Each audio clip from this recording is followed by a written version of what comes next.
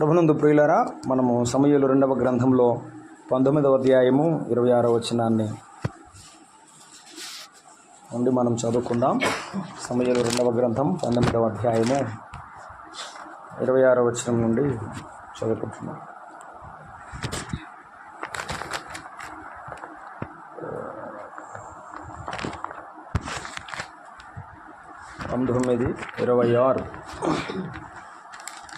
అందుకతడు, నా ఏలినవాడ రాజా, నీ దాసుడు నేను కుంటివాడను గనుక గాడిద మీద గంత కట్టించి ఎక్కి రాజుతో కూడా వెళ్ళిపోదునని నేను అనుకునగా నా పనివాడు నన్ను మోసము చేశాను. సీబా, నీ దాసుడు నేను నన్ను గూర్చి నా ఏలినవాడవును రాజువునగు నీతో అబద్ధమాడింది. అయితే నా ఏలినవాడవును రాజునగు నీవు దేవదూత వంటి వాడవు, నీ దృష్టికి ఏది అనుకూలమో దాని చేయము. నా తండ్రి ఇంటి వారందరూ నా ఏలిన వాడవగు రాజువగు నీ దృష్టికి మృతుల వంటి వారై ఉండగా నీవు నీ బల్ల యొద్ద భోజనం చేయవాళ్ళు నీ దాసు నన్ను చేర్చితివి. కాబట్టి ఇకను రాజువైన నీకు మొరపెట్టుటకు నాకేమి న్యాయమని అడుగుగా రాజు, నీ సంగతులు ఇక ఎందుకు ఎత్తెదవు, నీవును సీబాయు భూమిని పంచుకొనుడని నేను ఆజ్ఞ ఇచ్చితిని కదా అని. అందుకు మెఫీబోషెతు, నా ఏలిన వాడవగు నీవు నీ నగరికి తిరిగి క్షేమముగా వచ్చి ఉన్నావు గనుక అతడు అంతయూ తీసుకొనవచ్చును అనెను. చదవబడిన వాక్య భాగమును ప్రభువు మన వెనుకడిలో దీవించినట్లుగా మనము ఈవేళ ప్రార్థన చేద్దాం. శిరస్సు ఉంచుకొని ప్రార్థన చేసుకుందాం. ప్రేమగల మా ప్రియ ప్రభువా, స్తోత్రాలు దేవా, పూజనడుగున తండ్రి, మీ పాదములకు వందనములు స్తోత్రం చెల్లిస్తున్నావు నాయన. గడిచినటువంటి వారమంతటి కూడా మమ్మల్ని మీ కృపలో కాపాడి మీ యొక్క సన్నిధి చాటున దాచి ఈ యొక్క రాత్రి మరి ఈ వాక్య ధ్యాన కూడి కొరకై మమ్మల్ని సమకూర్చినందుకు మీకు స్తోత్రములు చెల్లిస్తున్నాం. మా ప్రభువా దేవా, ఒకడు మీ పక్షం నిలబడి ఉన్నాడు, మనుషుడు నాయన మరుగుపరచండి. మీ మాటలు కాకుండా నాయన మరి ఏ మాట నా నోట రాకుండా కాపాడండి.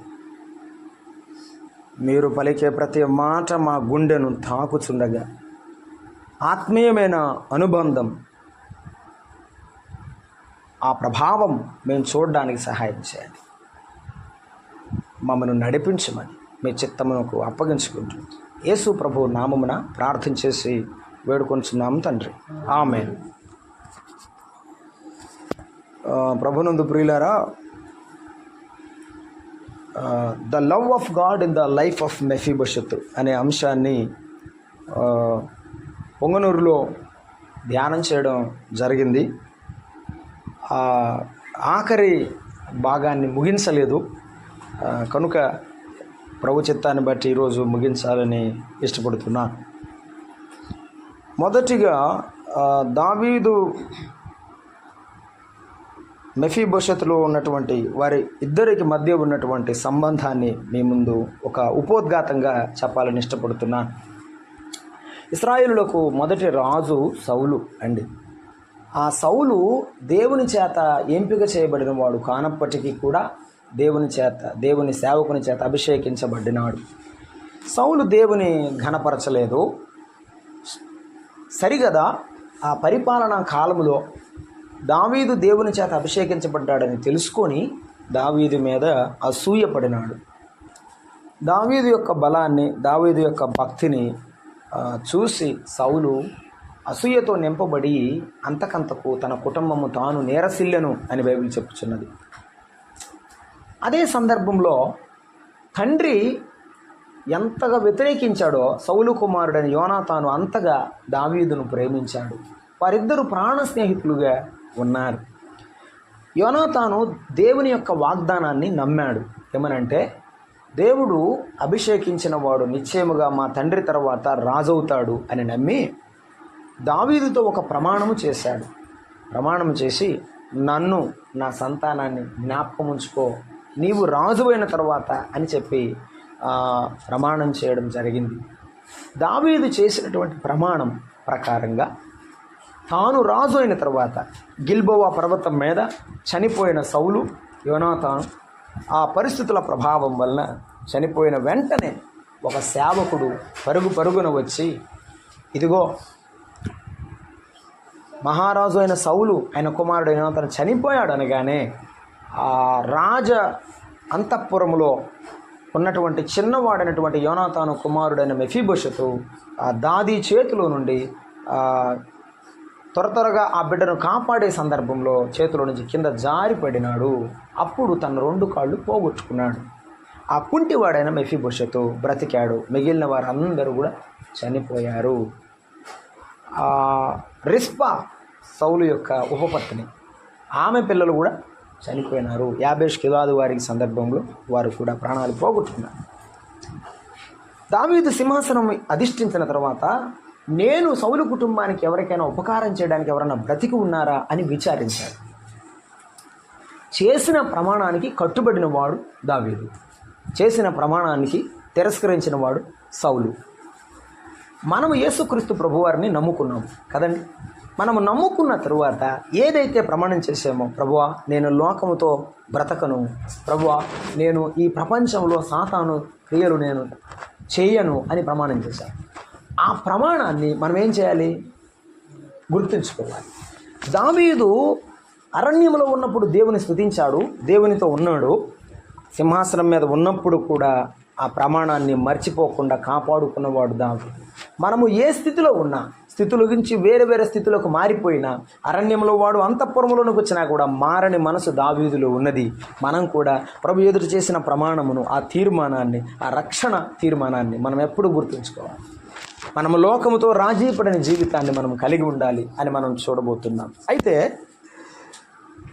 దావీదు పట్టాభిషిక్తుడైన తర్వాత మెఫీబోషెతును పిలిపించాడు. ఆ బల్ల దగ్గర భోజనం చేయడానికి తన కుమారుడైన యోనాతాను కుమారుడైన మెఫీబోషెతును తన రాజబల్ల దగ్గర దావీదు రప్పించాడు. అప్పుడు మెఫీబోషెతు ఒక మాట చెప్పాడు. చచ్చిన కుక్క వంటి వాడైన నా పట్ల ఇంత దయ నీవు చూపించడానికి నేను ఎంత మాత్రపు వాడను అని చెప్పాడు. మెఫీబోషెతు యొక్క ఆ తగ్గింపు చూసి దావీదు రాజు ఉబ్బిపోయాడు, చాలా సంతోషపడిపోయాడు. అయితే కొంతకాలానికి దావీదు రాజుకు వ్యతిరేకంగా ఆయన కుమారుడైనటువంటి అబ్షాలోము రాజ్యం ఏలడానికి ప్రయత్నం చేసినప్పుడు తన చేతులారా తన కుమారుని చంపుకోవడం ఇష్టం లేక దావీదు రాజ్యం విడిచి అరణ్యంలోనికి వెళ్ళాడు. యుద్ధంలో తాను వెళ్ళని యుద్ధంలో కుమారుడు చనిపోయిన తర్వాత మరలా 2వసారి దావీదు రాజు పట్టాభిషేకం చేయబడ్డాడు. అప్పుడు సీబా అనే పనివాడితో ఈ మెఫీబోషెతు ఇద్దరు కూడా దావీదు రాజు దగ్గరకు వచ్చారు. అది మనం చదువుకున్నాం ఇప్పుడు సందర్భం అది. ఓకే, ఆ సందర్భంలో మొదటిగా ధ్యానం చేసినటువంటి విషయం ఏమిటంటే, దావీదు రాజు గూర్చి మనం ధ్యానం చేయడం లేదు, మెఫీబోషెతును గూర్చి. అవమానము నుండి అంతఃపురానికి అనేది మొదటి ప్రయాణం. అవమానకరమైన జీవితంలో కాళ్ళు పోగొట్టుకుని అంతఃపురం రాజరికపు జీవితాన్ని పోగొట్టుకుని లోదెబారులో అమీయేలు కుమారుడైన మాకీరు ఇంట బతుకుతున్న మెఫీబోషెతుకు దిక్కులేదు. కానీ దిక్కులేని వానికి దిక్కయ్యాడు ఎవరు? దావీదు పిలిచాడు. అంతఃపురానికి పిలిస్తే అప్పుడు అర్థమైంది, నా తండ్రి ఇల్లు, నా తాత ఇల్లు అంతా నీకు అన్యాయమే చేశారు, కానీ నీవు నన్ను పిలిచి ప్రేమించావు, నేను ఎటువంటి వాడనయ్యా, నేను ఎంత చూడను ప్రభువా అని దావీదు ముందు మోకరిల్లాడు మెఫీబోషెతు. అది అంతఃపురానికి వచ్చినటువంటి ప్రయాణం. తర్వాత అంతఃపురం నుంచి దావీదు బయటికి వెళ్ళాడు, అరణ్యానికి వెళ్ళాడు. ఇప్పుడు నేను చెప్పబోయేది ఏంటంటే, అదే రాజ్యంలో బ్రతికాడు మెఫీబోషెతు. ఏ రాజ్యంలో? అది దావీదు లేని రాజ్యం. అర్థమవుతుందండి? అది దావీదు లేని రాజ్యం. దావీదు లేని రాజ్యంలో మెఫీబోషెతు బతికాడు. బతికిన తర్వాత ఆయన తిరిగి 2వసారి మళ్ళీ వచ్చాడు కదా. వచ్చినాక అప్పుడు వచ్చాడనమాట. అప్పుడు వచ్చి కలుసుకొని ఆ చెప్పిన మాటలు, ఆ సందర్భాన్ని మనం ఇప్పుడు ధ్యానం చేయబోతున్నాం. ఇప్పుడు మనకు బైబిల్ పాఠం యొక్క అంశం ఏమిటంటే, దావీదు లేని రాజ్యములో మెఫీబోషెతు, యేసుక్రీస్తు ప్రభువు లేని ఈ లోకములో విశ్వాసి. యేసు ప్రభు కూడా వెళ్ళారు, మరలా వస్తాడు. దావీదు వెళ్ళాడు, మరలా వచ్చాడు. వచ్చే వరకు కూడా మెఫీబోషెతు తన సాక్ష్యాన్ని కాపాడుకున్నాడు. ఎలా కాపాడుకున్నాడో మనం చూద్దాం. ఎలా రాజు కొరకు ఎదురు చూశాడో మనం చూద్దాం. అదే సందర్భంలో దేవుని పిల్లలమైన మనము, మన రాజు అయిన ప్రభు అయిన యేసుక్రీస్తు వారు పరలోకమునకు ఆరోహణమయ్యాడు. మరలా ఆయన తిరిగి వస్తాడు. ఆయన వచ్చే లోపల మన జీవితం ఎలా ఉండాలో మనం ఆలోచన చేయాలి. దేవుని రాకడ కొరకు మనం సిద్ధపడుతూ ఉండాలి. అది రెండవ అంశముగా మనం చెప్పుకోవాలంటే, కొంతకాలపు ఎడబాటు నుండి జీవితకాలము దావీదుతో బ్రతకడానికి అకుంఠిత దీక్ష కలిగిన వాడు మెఫీబోషెతు.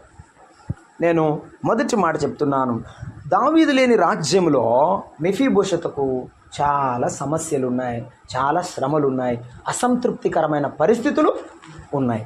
అది మొదటిది. ఇన్ని పరిస్థితుల మధ్య మెఫీబోషెతు విశ్వాసము గలవాడు. 2, దావీదును విడవాలనే మనసు మెఫీబోషెతులో లేనేలేదు. ఇవి ఎలానో బైబిల్లో మనం చూద్దాం. మొదటిది ఏమిటంటే, దావీదు లేని రాజ్యంలో దావీదు పిలిచినప్పుడు ఎలా ఉన్నాడో, దావీదు లేకపోయినా కూడా, దావీదు మరలా వచ్చే వరకు కూడా మెఫీబోషెతు అలానే ఉన్నాడు. అంటే ఒంటరి జీవితంతో ఎన్నో శ్రమలలో బ్రతికాడు మెఫీబోషెతు. ఏమిటి ఆ శ్రమలు? కాళ్ళు లేవు, కుంటి జీవితం. పనివాడైన సీబాను నమ్ముకుంటే వాడు కూడా మోసం చేశాడు, మోసపోయాడు.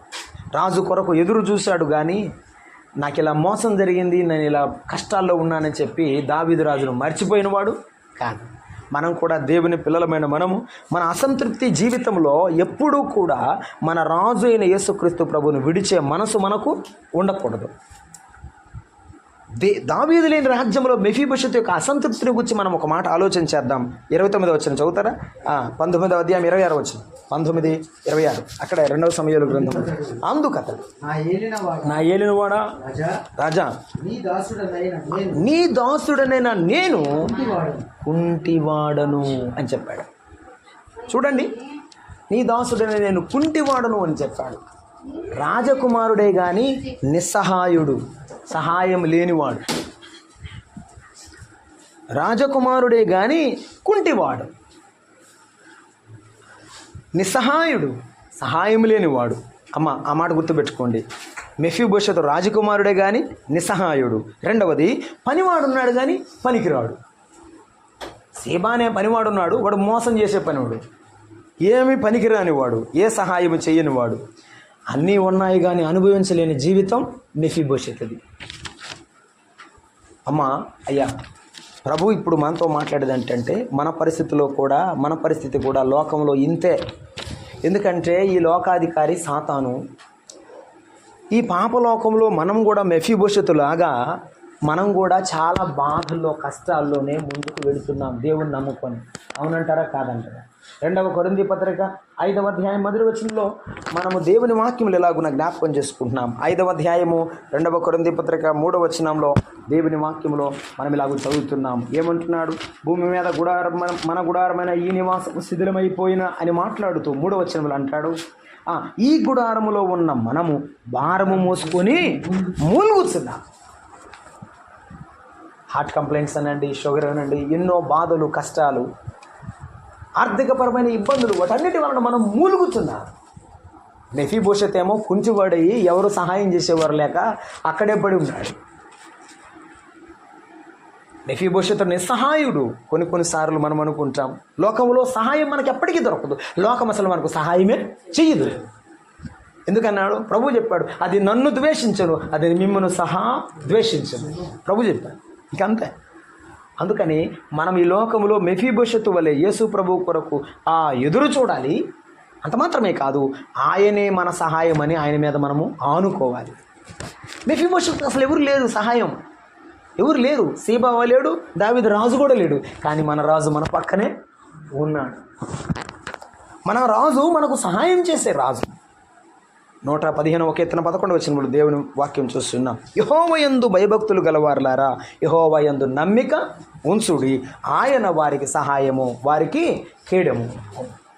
మనము ఎప్పుడైతే భయభక్తులు కలిగి ఆయన యందు నమ్మకం ఉంచుతామో ఆయన ఏమవుతాడు? మనకు సహాయం అవుతాడు. విశ్వాసమే మన విజయం అన్నాడు భక్తుడు. మనము నమ్మకం ఉంచితే ప్రభు తప్పకుండా సహాయం చేస్తాడు. రబ్షాకే మాటలు విన్నటువంటి ఆశ దేవుని సన్నిధికి వచ్చి ఆ ఉత్తరమును పరిచి, ప్రభువా, ఇంత గొప్ప సైన్యము ఎదుట యుద్ధము చేయటకు మాకు శక్తి చాలదు, నీవే మా దిక్కు అని ప్రార్థన చేశారు. కొన్నిసార్లు కన్నీటిలో, కష్టాల్లో మునిగిపోయి మోకాళ్ళ మీదకి వెళ్ళి, ప్రభువా, నాకు ఎవరు దిక్కు లేరు, నీవే నా దిక్కు ప్రభువా, నీవే నాకు దిక్కు లేకపోతే నాకు ఇంకెవరున్నారు అని ప్రార్థన చేస్తున్నప్పుడు మెఫీబోషెతు ఏడ్చినట్టు మనం ఏడవగలం. కానీ మెఫీబోషెతుకు దావీదు రావడం చాలా లేట్ అయింది. కానీ మన రాజు మన ప్రక్కనే ఉన్నాడు. హెబ్రీ పత్రిక 13వ అధ్యాయం 5వ వచనం అంటాడు, శాశ్వత కాలముతో నేను ప్రేమిస్తున్నాను అని యెషయా గ్రంథంలో మాట్లాడిన ప్రభువు హెబ్రీ పత్రిక 13:5 అన్నాడు. ఆ మాట మనం చదువుకున్నాం చూడండి. హెబ్రీ పత్రిక అది యెషయా గ్రంథంలో శాశ్వతమైన ప్రేమతో అని చెప్పినాడు. ఇక్కడ అది కాదు. 13వ అధ్యాయం 6వ వచనం, కాబట్టి ప్రభువు నాకు సహాయం. 5వ వచనం, నిన్ను ఏమాత్రము విడువను, నిన్ను ఎన్నడు అన్నమాట, ఎన్నడు మనుషులు వదిలిపెట్టారని, పరిస్థితులు మారిపోయాయని, ఈ లోకంలో ఉన్నవారు నిలబడతానని ప్రమాణం చేసిన వారు పారిపోయారని, యేసయ్య నిన్ను నన్ను ఎప్పటికీ విడిచిపెట్టేవాడు కాదు. మెఫీబోషెతు 2 విశ్వాసం గలవాడని నాకు అర్థమవుతుంది. దావీదు ఎప్పటికైనా వస్తాడు, ఆయన బల్ల దగ్గర నేను కూర్చుంటాను, నాకేం పోయినా పర్వాలేదని అలాగే ఉండిపోయాడు. మెఫీబోషెతు నిస్సహాయుడు. మనము నిస్సహాయమని ఎప్పటికీ కాదు. మన ప్రభువు ఉన్నంతకాలం, మన ప్రభువు మనతో ఉన్నంతకాలం మనం ఎప్పటికీ నిస్సహాయులం కాదు అనే వాస్తవాన్ని గుర్తుంచుకుందాం. రెండవ మాట మనం చూస్తున్నాము, అదేమిటంటే అతడు రాజకుమారుడే కానీ ఆ రాజకుమారుడికి ఉన్న పనివాడు పనికిరానివాడు. ఆ పనికిరానివాడు. నేను నిన్న అక్కడే మాట్లాడుతూ ఇదే చెప్పాను. ఏమనంటే, అక్కడికి రాని చుట్టము మురికి వరమేల అని ఒక ఆయన పోయేట్ ఒక పద్యం రాసినాడు. అక్కడికి రాని చుట్టం ఇక మొక్కితే ఉపయోగం లేదు, మొక్కకపోతే ఏముంది, ఎందుకు ఎన్నిసార్లు దండం పెట్టినా ఉపయోగం లేదు, సహాయం చేయని చుట్టం. వరలో ఉన్న బాణం సరిగా అయితే ఉపయోగం ఏంటి దానివల్ల? ఇదిగో ఈ సీబా అని పనివాడు ప్రక్కనే ఉన్నాడు, దావీదు నియమించాడని చెప్పబడ్డాడు. కానీ ఎప్పుడు కూడా సీబా మెఫీబోషెతుకు అండ కాదు, మెఫీబోషెతు బలం కాదు. మనం అనుకుంటాం చాలాసార్లు, నా అక్క వాళ్ళు, నా అన్నదమ్ములు, నా బంధువులు అందరూ నా అండ అనుకుంటాం. ప్రభు అంటాడు, నేనే రాని అండ అని చెప్తాడు. మన అండ ఎవరు? మన ప్రభువే. మన బలం ఎవరు? మన ప్రభువే. నా కుమారుడు అయిన తిమోతి 2వ అధ్యాయం 1వ వచనంలో తిమోతి పత్రికలో పౌలు భక్తులు చెప్పారు, క్రీస్తు యేసు కృపచేత బలవంతుడవు కమ్ము. నీకు బలం ఎక్కడి నుంచో రాదు, నీవు ప్రభువునందే బలవంతుడవు కమ్మని. మన బలం మన ప్రభువైన యేసుక్రీస్తు వారే. పౌలు భక్తుడు గొప్ప సువార్త చేశాడు. 3 సువార్త దండయాత్రలు చేసి దేవుని సేవ ఘనంగా చేశాడు. అయితే 2వ తిమోతి పత్రిక 4వ అధ్యాయం 17వ వచనంలో వెళ్ళినప్పుడు ఆయన అంటాడు, నిరాశతో ఒక మాట చెప్పాడు, ఆసియా వారందరూ నన్ను విడిచి వెళ్ళిపోయారు, కానీ నా ప్రభువు నా ప్రక్కన నిలిచి నన్ను బలపరిచెను గనుక నేను సింహము నోట నుండి, లేకపోతే ఎప్పుడో పోయేవాడు మనం కూడా. మన ప్రభువు మనల్ని కాపాడుతున్నాడు కాబట్టి మనం అలా ఉన్న సాతానుడు నోట నుండి మనం తప్పించబడుతున్నాం. ఈవేళ మన అండ, మన బలం ఎవరంటే మన ప్రభు అయిన యేసుక్రీస్తు వారు. దావీదు భక్తుడు చాలా కీర్తనలు రాశారు. ఏమనంటే, ఆయనే నా కొండయు నా కోట, నా కేడెము నా ఆశ్రయదుర్గం ఆయనే అని చాలాసార్లు రాశారు. ఈవేళ మన ప్రభువు మన అండై ఉన్నాడు, మన బలమై ఉన్నాడు. ఎప్పుడు బలహీనుడై ఉన్నాను, నేను అప్పుడే బలవంతుడని అన్నాడు. ఎందుకో తెలుసా? ఆయన ఆత్మే బలపరిచేది, ఆయన వాక్యమే బలపరిచేది, ఆయన మాటలే మనలను ప్రోత్సహించేది, మనకు శక్తినిచ్చేవి. ఈ 2 కాళ్ళు లేనివాడు నిస్సహాయుడైతే, ఈ 2 కాళ్ళు లేనివాడు ఏ ఆసరా, ఏ అండ లేనివాడైతే, తల్లిదండ్రులు లేరు, బంధుమిత్రులు ఎవరు లేరు, ఒక్కడే ఉన్నాడు. ఆస్తిపాస్తులు చాలా ఉన్నాయి. దావీదురాజు ఇచ్చేళ్ళినవి, ఆయన ఇచ్చేళ్ళినవి ఆస్తిపాస్తులు ఉన్నాయి. కానీ అనుభవించడానికి ఓపిక లేదు. ఏమి ఉన్నా కూడా అనుభవించలేని పరిస్థితిలో ఉన్నాడు. అంటే నిర్జీవం, నిరుత్సాహం అలాగే ఉండిపోయిన మనం జీవితంలో కూడా మనం నిరుత్సాహం పడుతున్నామా? మన జీవితంలో కూడా ఏ ఆశ లేనట్టుగా, అయ్యో మనం ఎందుకు ఇలా ఉండిపోయాను, నేను ఎందుకు ఇలా ఉండిపోయాననే ధ్యాసలో మనం ఉన్నామా? అయితే ప్రభు ఒక మాట అంటున్నాడు. యెషయా గ్రంథం 57వ అధ్యాయం 15వ వచనంలో అంటున్నాడు, నేను మహోన్నతుడైన దేవుడను, నేను మహోన్నతుడైన దేవుడను, నిత్య నివాసి అయినటువంటి దేవుడను అని ప్రభువారు సెలవిస్తున్నాడు. ఆయన గొప్ప దేవుడు. నీ సమస్య కంటే గొప్పవాడు, నీకున్న కష్టము కంటే కన్నీటి కంటే గొప్పవాడు. ఆయన నీ ఎదుట నిలబడ్డవాడు అన్నిటికంటే గొప్పవాడు, అందరికంటే గొప్పవాడు. ఏమంటాడు? 57:15 మహాగణుడును మహోన్నతుడును పరిశుద్ధుడును నిత్య నివాసి అయిన దేవుడు, నీకు నీకు నీకు తోడుగా ఉన్నవాడు నిత్య నివాసి. అయితే వినయమగల వారి ప్రాణమును ఉజ్జీవింపజేయుటకును, నలిగిన వారి ప్రాణమును ఉజ్జీవింపజేయుటకును వినయమగల వారి యొద్ద వినయమగల వారి యొద్దను దీన మనసు గల వారి యొద్దను నివసించుచున్నాను. ఎవడు దీనుడైనా సన్నిధిని వణుకుచున్నాడో నేను వానిని దృష్టించుచున్నాను. కన్నీటితో కృంగిపోయినావా? దీనుడవై నిలబడిపోయినావా? అలాగైతే నీవు దుఃఖపడవద్దు. ప్రభువారు కొండ మీద చెప్పిన ప్రసంగాన్ని జ్ఞాపకం చేసుకుంటున్నాం. దుఃఖపడువారు ధన్యులు, వారు ఓదార్చబడదు. ఇన్ని దినాలు మెఫీబోషెతు ఏడ్చాడో తెలియదు, కానీ దావీదు రాగానే అవంతా ఎగిరిపోయాయి. ఆ బాధలన్నీ పోయాయి, ఆ కష్టాలన్నీ పోయాయి, ఆ ఆటంకాలు తొలగిపోయాయి. ఇక సీబా కూడా నోరు మూసుకొని వినవలసిన పరిస్థితి వచ్చింది. మన ప్రభు వస్తే మనం ఈ లోకంలో ఉన్న వాటన్నిటిని విడిచిపెడతాం. మనం ఈ లోకంలో ఉన్న వాటన్నిటికీ అధిగమించి వెళ్ళిపోతాం. ఈవేళ దావీదు రాని రాజ్యంలో మెఫీబోషెతు బతికినట్టు యేసు ప్రభు లేని రాజ్యంలో మనం బ్రతుకుతున్నాం. అయితే ఆయన వచ్చే వరకు నమ్మకంగా బ్రతకవలసిన బాధ్యత ప్రభువు మనకిచ్చాడు. మనకు అసంతృప్తి ఉండవచ్చు, నిస్సహాయమైన పరిస్థితులు ఉండవచ్చు. ఒకవేళ నీకెవరు సహాయానికి రాని పరిస్థితిలో ఉండవచ్చు, కానీ మన ప్రభువారే మనకు అండై ఉంటాడు. మన ప్రభువు మనకు సహాయమై ఉంటాడు. మన ప్రభువే మన నిరుత్సాహ సమయంలో ఉజ్జీవమై ఉంటాడని మనం జ్ఞాపకం చేసుకున్నాం. ఇది ఒక పక్క మెఫీబోషెతు యొక్క సమస్యలన్నీ ఒక ప్రక్క. రెండో ప్రక్క మెఫీబోషెతు ఎట్లా ఉన్నాడు? విశ్వాసులమైన మనం అట్లా ఉండాలి. సమస్యను ఎదుర్కొంటున్నా, కష్టాలు ఎదుర్కొంటున్నా, కన్నీటిలో ఒక ప్రక్క ఉన్నప్పటికీ కూడా రెండవ ప్రక్క ఎలా ఉండాలి? 19:24 చదువుతారా? 19:24 రెండవ సమూయేలు గ్రంథము 19వ అధ్యాయము 24వ వచనాన్ని మనం చదువుకుంటున్నాం. మరియు మెఫీబోషెతు రాజును ఎదుర్కొనుటకు వచ్చెను. రాజు పారిపోయిన దినము మొదలుకొని అతడు సుఖముగా తిరిగి వచ్చిన నాటి వరకు, ఇది గుర్తుపెట్టుకోవాలి, దావీదు రాజు వెళ్ళిపోయి తిరిగి వచ్చేదాకా ఎదురు చూస్తున్నాడు. మనం కూడా ఎప్పుడు దాకా ఎదురు చూడాలి? మన ప్రభువు తిరిగి వెళ్ళాడు, మళ్ళీ తిరిగి వస్తాడు. ఆయన తిరిగి వచ్చే వరకు ఎదురు చూడాలి. ఎలా ఉన్నాడో తెలుసా? దీన్ని ఏమంటారంటే విశ్వాసము. ఒక దీక్షతో కూడిన విశ్వాసం, ఒక దీక్షతో కూడిన నమ్మకం. ఆ మాటలు చదువుతున్నాము. ఒక మాట ఏమంటాడు అక్కడ? నిష్ఠగలవాడు అని చెప్పవచ్చు. మెఫీబోషెతు ఎంత నిష్ఠగలవాడంటే, నా రాజు దీంట్లో అడుగుపెట్టే వరకు నేను ఇలానే ఉంటా, నేను ఇలానే బతుకుతా అనుకున్నాడు. మొదటి మాట చదవండి. మొదటి మాట, కాళ్ళు కడుక్కోలేదు అమ్మ, కాళ్ళు కడుక్కోలేదు, ఆరోగ్యాన్ని గురించిన ధ్యాస లేదు. రెండవది, గడ్డము కత్తిరించుకోలేదు, సుఖాన్ని గురించి జీవితం మీద ఆశ లేదు, బట్టలు ఉతుక్కోలేదు, అవసరాల మీద ఆలోచనే లేదు. ఎంత ఎంత ఎంత నిష్ఠ అంటారు చెప్పండి? నాకు అవసరాలు అక్కర్లేదు, నాకు ఆశ అక్కర్లేదు, అసలు నా ధ్యాస అంతా నా ప్రభువే, నా రాజే నా ధ్యాస, నా పరలోకములో ఉన్న యేసు ప్రభువే నా ధ్యాస, నా ఆలోచన అదే, నా సుఖమైన నా ప్రభువే, నాకు ఈ లోకములో ఏ సుఖము అక్కర్లేదు. ఎంత దీక్ష గలవాడు, కఠోరమైన దీక్ష గలవాడు. దావీదు కొరకే మెఫీబోషెతు అంత దీక్షగా ఉంటే, ఈరోజు ప్రభు మనల్ని అడిగే ప్రశ్న, దావీదు కొరకు ఏ భూసంతమైన రాజు కొరకే అంత దీక్షగా బ్రతికితే, పరలోకములో ఉన్న యేసయ్య కొరకు, మహిమగల దేవుని కొరకు మనం ఎంత దీక్షగా బ్రతకాలి? ఈ నిష్ఠ మనలో ఉండాలి.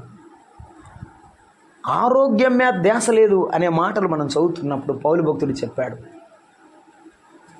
నేను అనేక ఆపదల్లో ఉన్నాను, కపట సహోదరుల వల్ల మోసపోయాను, ఆకలి దప్పులతో బ్రతికాను, నిలవరమైన నివాసము లేక నేను జీవించాను, ఒక్కొక్కసారి మా ప్రాణం కూడా పోతుందేమో అని మేము అనుకున్నాము, అయినా ప్రభువు కొరకు బ్రతికాము అన్నాడు. మన జీవితంలో కొన్నిసార్లు సేవలో ఆరోగ్యం పోవచ్చు, కొన్నిసార్లు ప్రార్థన చేస్తూ బైబిల్ చదువుతూ దినాలు గడిపేటప్పుడు ఆరోగ్యం నశించవచ్చు. గుర్తుంచుకుందాం, అది ఆనందం అయితే ఆరోగ్యం పోయినా కూడా చాలా సంతోషంగా ఉంటుంది. అది సంతోషంగా ఉండి అనిపిస్తే ఆరోగ్యం పోయినా కూడా అది అది మనకేం అనిపించదు అసలు. ఫిలిప్పీ పత్రికలో 4వ అధ్యాయంలో తిమోతిని గురించి ఒక మాట, ఆ తర్వాత మరొక యవనస్తుని గురించి పౌలు భక్తుడు ఫిలిప్పీ పత్రికలో రాసి ఉంచాడు. గొప్ప సంగతుని ఆయన రాసి ఉంచాడు. తిమోతిని గురించి, అతని యోగ్యతను మీరు ఎరుగుదురు కదా, తండ్రికి కుమారుడు ఎలాగూ సేవ చేసిన అలాగే నాతో కూడా సువార్త వ్యాపక నిమిత్తము సేవ చేశాను అని చెప్పాడు. సేవ చేశాడు. అతడు ఇతరులను గురించి చింతిస్తున్నాడు అని 20వ వచనంలో చెప్పాడు. తిమోతి ఇతరులను గురించి చింతిస్తున్నాడు. సంఘం అంటే చింత, దేవుని పిల్లలంటే ప్రేమ, ఆప్యాయత ఉంది తిమోతిలో. 2వ అధ్యాయంలో 29-30లో చూస్తే ఎపఫ్రోదితుని గురించి చెప్పాడు. నా ఎడల మీ ఉపచర్యలో ఉన్న కొదువును తీర్చుటకై, అంటే దేవుని సేవకుల అవసరాలు తీర్చడానికి కొరకు అతడు ప్రాణమునైనా లక్ష్య పెట్టక క్రీస్తు యొక్క పని నిమిత్తం చావుకు నేను చనిపోయిన పర్వాలేదు. పౌలు భక్తుడు ఎలా ఉన్నాడో, ఆ దైవజనుడు ఎంత గొప్ప సేవ చేశాడో, ఆ యొక్క చెరసల్లో ఎలా బతుకుతున్నాడు అయ్యా, ఒకసారి పోయి చూసి వస్తానని భార్యని విడిచిపెట్టి, కుటుంబాన్ని విడిచిపెట్టి అక్కడ నుండి రోమా పట్టణానికి బయలుదేరి వచ్చి, కొలసీ పట్టణస్థుడు అతను, అక్కడి నుండి ఇక్కడికి బయలుదేరి రోమా పట్టణంలో చెరసాలలో ఉన్న పౌలు దగ్గరకు వచ్చాడు. మనం యేసు ప్రభువును ప్రేమిస్తే మన ఆరోగ్యాన్ని కూడా మనం విడిచిపెట్టేస్తాం, పట్టించుకోం. ఇదిగో మెఫీబోషెతు కూడా దావీదు వచ్చే వరకు ఆరోగ్యం మీద ధ్యాస లేనట్టుగా అతడు కాళ్ళు కడుక్కొనలేదు, గడ్డము కత్తిరించుకోలేదు అన్నట్టు. గడ్డం కత్తిరించుకునేది ఎందుకండి? చాలా ఫ్యాషన్గా, చాలా అందంగా కనబడడానికి. గడ్డం తీయకుండా బ్రతికేది ఎవరు అంటారు? సాధువులు అంటారు. వారికి ఇంకే ప్రపంచం మీద ధ్యాసే ఉండదు కదండి. సుఖమైన జీవితం అక్కర్లేదని కోరుకున్నాడు. ధనవంతుడు తనకిష్టమైనట్టు సుఖంగా బ్రతికాడు, లాజరు కష్టాలతో బ్రతికాడు. మనం ఈ లోకములో బ్రతికున్నంతకాలం పౌలు భక్తుడు చెప్పాడు, భార్య ఉన్నవాడు భార్య లేనట్టుగా, ఆస్తులు ఉన్నవాడు అంతస్తులు ఉన్నవాడు అది లేనట్టుగా బ్రతకాలంటాడు. ఉన్న లేనట్టుగా అంటే అర్థమేమిటంటే, బైబిల్లో లేదు.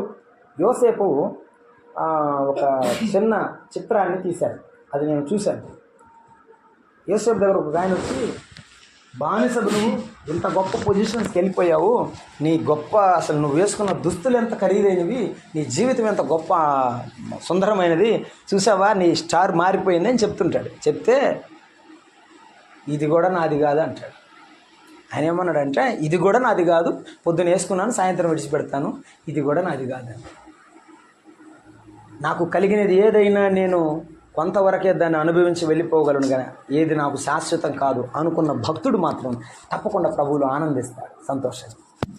దావీదు లేని రాజ్యంలో నిష్ట కలిగి ఇతడు జీవిస్తుండగా మనము కూడా దేవుని కొరకు నిష్ట కలిగి జీవించాలి. పేతురు రాసిన 2వ పత్రికలో 2వ అధ్యాయం 22వ వచనంలో అక్కడ రాసి ఉంచాడు, సహోదరులారా, కుక్క తన వాంతికి తిరిగినట్టు, కడగబడిన పంది బురదలో దొర్లుటకు మళ్ళినట్టు మీరు వెళ్ళాక అన్నాడు. మనం ఏం చేయాలో తెలిసిన, ప్రభువా నేను వెళ్ళను, నేను ఆ సినిమాకు వెళ్ళను, నేను ఆ సహవాసానికి వెళ్ళను, నేను అటువంటి జీవితానికి నేను పోలేను, నా మనసును నేను కల్మషం చేసుకోలేను. ప్రభు కొరకు బ్రతికే వారిలో ఇటువంటిది ఉండాలి. ప్రభు కొరకు బ్రతికే వారిలో ఇటువంటిది ఉండాలి. అనుకోతలు లేకపోయినా, కష్టమైన, అనారోగ్యము, నష్టమైన, ఏమైనా నేను ప్రభువునే వెంబడిస్తాననేటువంటి ధ్యాస మనలో ఉండడం ఆశీర్వాదం. మనము మన జీవితంలో ఇటువంటి ఆశను కలిగి ఉండడం ఎంత సంతోషం చెప్పండి. దేవుని కొరకు నేను నిష్ఠగా బ్రతకాలి. దానియేలు గ్రంథం 1వ అధ్యాయంలో రాజుగారు ఆ యవన బిడ్డల దగ్గరకు వచ్చి ఇలా అడిగాడు, మీకు రేపటి నుంచి రాజభోజనం పెడతారు, అలాగండి ఏమేమి ఐటమ్స్ చేస్తారండి అని అడిగాడా? అలాగంటే అండి ఏటి నుంచి ఏమేమి పదార్థాలు పెడతారు రేపటి నుంచి చెప్పండి, లిస్ట్ చెప్పమని అడిగాడా? అయ్యా నేను ఆ భోజనం తినకూడదు, నాకు ఏదో కొద్దిగా భోజనం పెట్టండి అని రిక్వెస్ట్ చేసుకున్నాడు. మన జీవితంలో ప్రభువుకి ఏది అయిష్టంగా ఉంటే దాన్ని ఏం చేయాలి? మనం సున్నితంగా తిరస్కరించాలి. మనము మన జీవితంలో చేయవలసిన మొదటి పని. అలాగూ మనం చేసినప్పుడు దేవుని కొరకు జీవిస్తాము. రెండవది, దేవుని మీద ఆశ పెట్టుకుని ఉండాలి. ఇదిగో ఇతడు విశ్వాసం గలవాడే దావీదు మీద ఆశ పెట్టుకున్నాడు.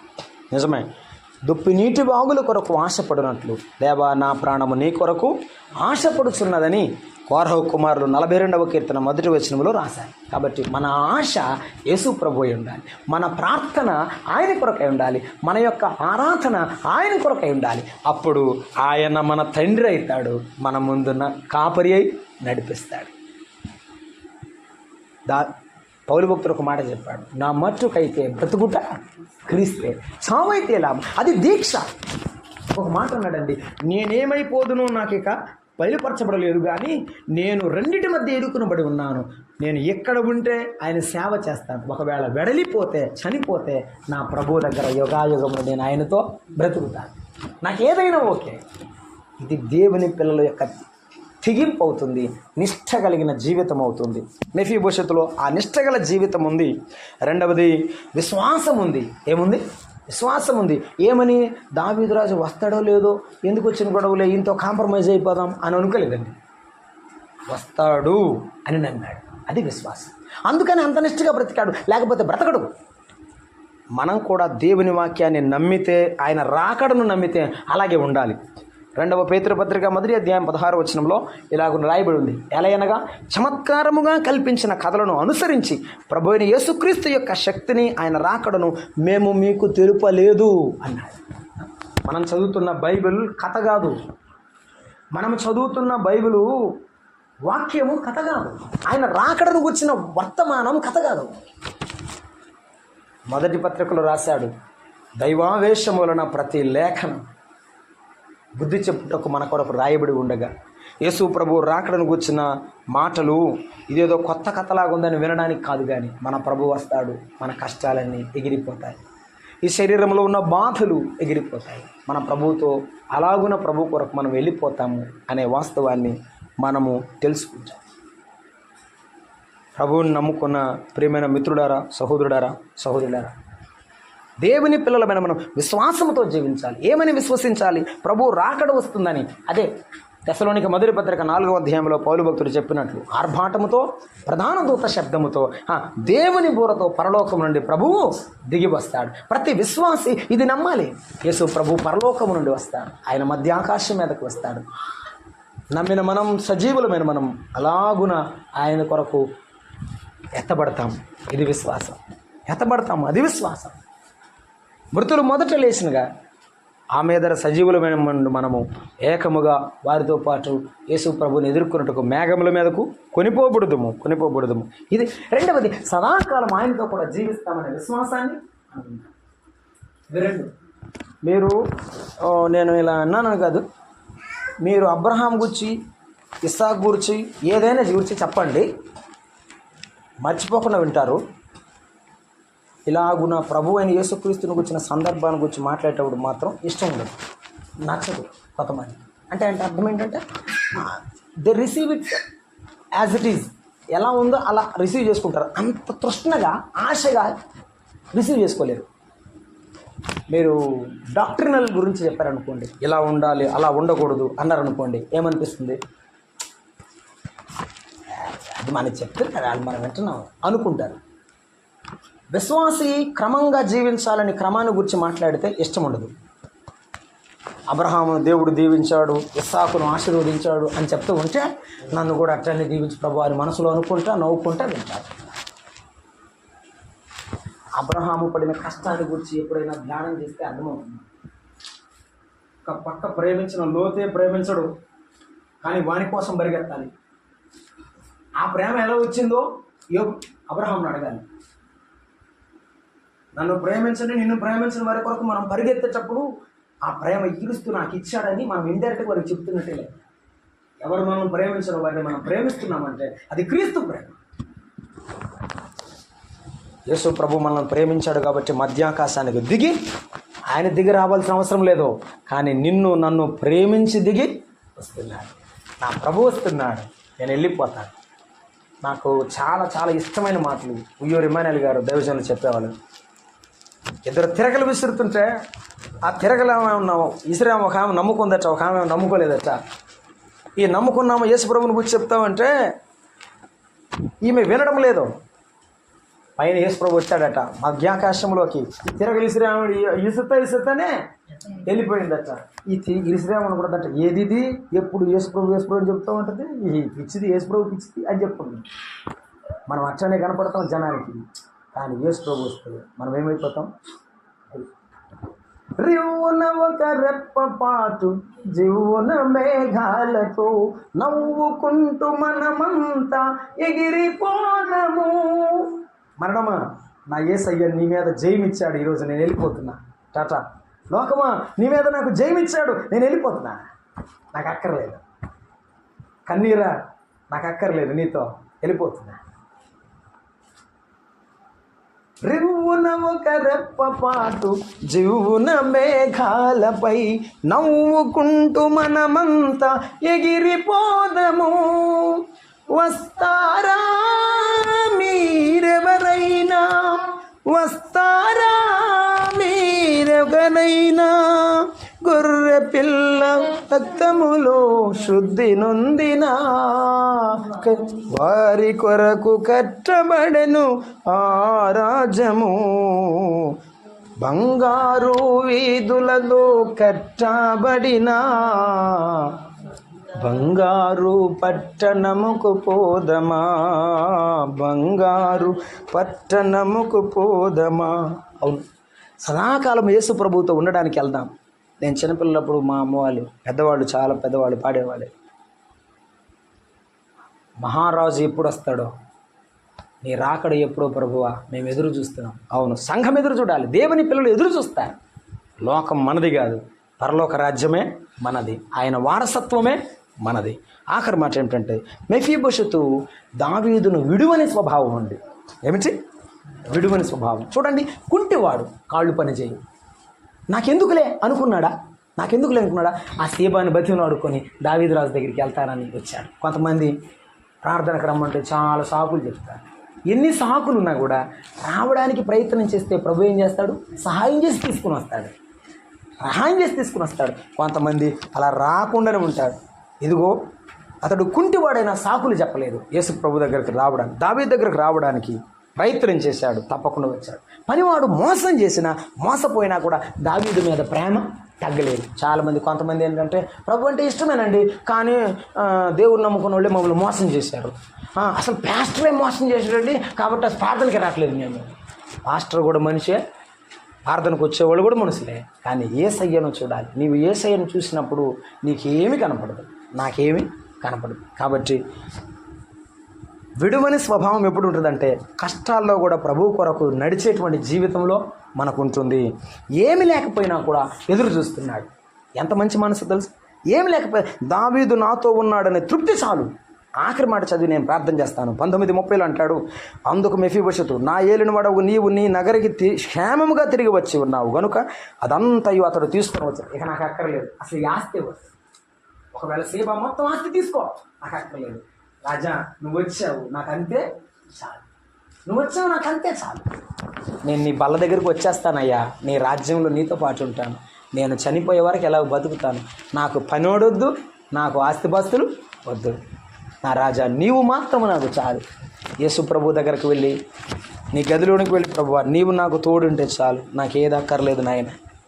నీవు నాతో ఉంటే నా కొరతలని తెచ్చివేస్తావు, నేను నీతో ఉంటాను నాయన అని చెప్పగలిగితే ప్రభువుతో సదాకాలం ఆయనతో పాటు ఉండే గొప్ప భాగ్యాన్ని ప్రభువు బలపరుస్తాడు.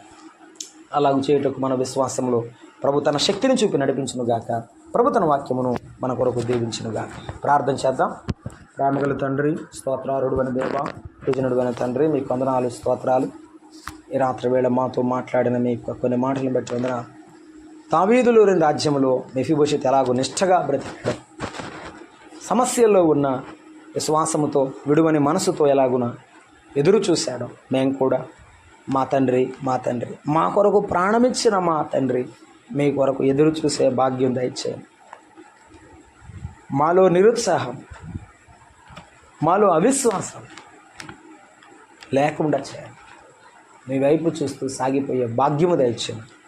ఈ రాత్రి మీ వాక్యమైన బిడ్డలందరినీ దీవించండి. యేసయ్య నామమున వేడుకుంటున్నాం తండ్రి, ఆమేన్. అందరికీ వందనాలు.